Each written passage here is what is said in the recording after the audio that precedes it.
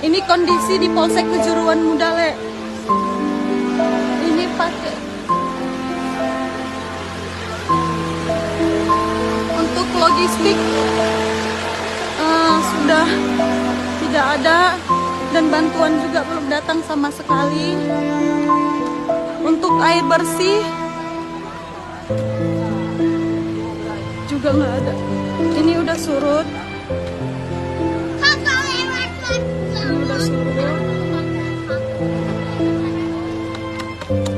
Ini udah mulai surut.